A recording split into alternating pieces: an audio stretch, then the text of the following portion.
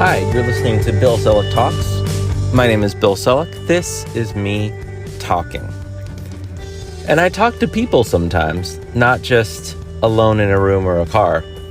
I was talking to my third grader, and I showed him an app I'm working on, the podcasting app. If you listen to my latest episode, I go into excruciating detail because I really wanted to capture every step of some kind of what I'm doing around building this app for me as a podcaster to record episodes just like this. And there had been enough conversations where people are like, how are you doing that? What is happening? So I laid all of that out for you. Check that out if that sounds awesome, or check it out if it doesn't, if you just need something to listen to because you have a long drive. So I'm showing my third grader this app that can record audio and play it, but can't actually combine the intro and the outro yet or share it yet. But it can hit record, and you can when you load an intro, it changes color on the button you just touched. And I think that's pretty cool. So I showed him, and he was like, you made that? And I was like, yeah, I made that. And he was like, cool, you're an app developer. And what would you do if a third grader, and I'm assuming you are not an app developer professionally, you're an educator of some type. If a third grader's like, hey, you're an app developer, what's your gut response?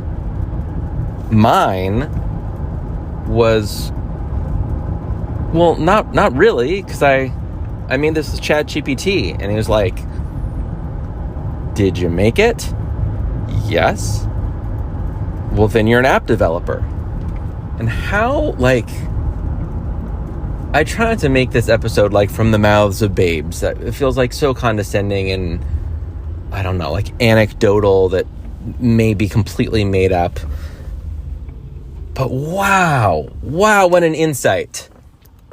I ride my bike. I mean, not as much anymore, but I have a bike. And when I ride it, someone's like, oh, you ride bikes. I don't respond with, well, I mean, I pedal, but I didn't buy the pedals. I didn't make the gear. I didn't smelt the aluminum. Well, no, I'm using the thing. I bought the thing. I'm using the thing. It's called a bike. I'm not a bike maker, but I ride a bike. And when I was riding regularly, I'm like, yeah, I ride bikes. I don't know, did I call myself a cyclist? I feel like I would not call myself that. And yet, that's a thing that I interact with that is not my natural human state. Going down a hill, I can go 35 miles an hour. Some cyclists can do that on a flat road. That blows my mind, but not the point. I typically, as a human, cannot go 35 miles an hour without a bike or a car or a plane, I guess. Planes can also go more than 35 miles an hour.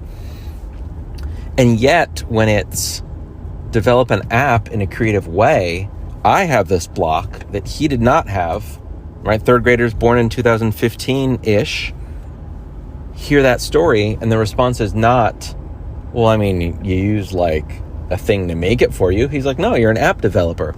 And I think the reason I'm kind of hitting this home is that it kind of blows my mind. And I think when we start to think about these generative tools like ChatGPT, there is a very different take that our kids are going to have, and that our students are going to have, and that they already have around these tools.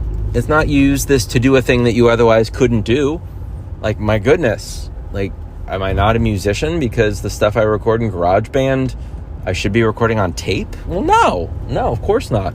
And to that point, there's a middle schooler that just finished up in 8th grade, and at the end of 8th grade, he had a piece of music he wrote using GarageBand, and people heard it, and they're like, that's a really cool piece of music. And his response was, thanks. I don't know that anyone was like, well, but did you record it? You use loops. That's a cool piece of music that you wrote. 50 years ago? 80 years ago? You had to record on a tape? But now, because we can do that on an iPad, I don't see anyone correcting someone saying, that's not music composition. Sure it is. It looks different than what it looked like because we have tools that we used to not have. In a similar way, I feel like what ChatGPT is equipping us to do is being able to take creative ideas, like wonderings, and actualize them. It's like, I would love to be able to take intro music, outro music, record my podcast episode, and in one stop shop style, have it edited and posted out. I'm not an app developer until now. Did you catch? I had to correct myself. The whole point of this episode is that I am an app developer. But like, it's so much of like my identity that this is a thing that's doing it for me. But it's my idea. It's me training the bot to give me this thing. It's knocking out the code. But in the same way, like my first couple websites, I wrote 100% by hand with HTML. Did you do that? All that markup? And then like a CSS sheet that you would connect with it and you like manually change the CSS. I don't know many people doing that these days. Manually changing HTML. Even people who are doing this for a living, I don't think are writing their own HTML markup. I wonder if, like, at what point is this going to become, I do this thing, I am this type of person, I am creative in this way, without the caveat, but I didn't do it, ChatGPT did it. I wonder. And I challenge you, if you're doing this with students, if they're using it in creative ways, or if you are using it in creative ways, or colleagues are using it in creative ways, to not add the caveat, but the generative AI did it, I didn't do it. No. You used ChatGPT to create this app. It's your app, you made it. Like my third grader told me I made it, and I gotta listen to him. I gotta believe him. I gotta trust his take on technology, because it's just like how I made a thing. That's how it is. So that is my rant for you today. My thoughts on identity and generative AI, and moving forward. You know where we are, everybody? I don't think you do. Special announcement. I'm not going to add a sound effect. Ding, ding, ding. Whoop, whoop, whoop.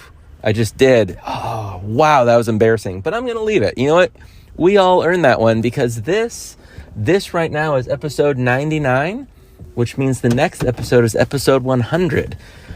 This podcast, I just looked at when I uploaded my first couple episodes. This podcast is 15 years old, everybody. You can tell I don't do a weekly or daily podcast.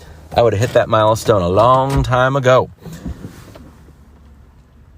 We got to do something, right? Like a thing. If you have an idea for a thing, as the kids might say, hit me up. Let me know your thoughts. Do we need to just hop on like a hangout? I mean, not a hangout. Google Hangouts aren't even a thing. Like, do we need to hop on StreamYard and do like a live episode thing?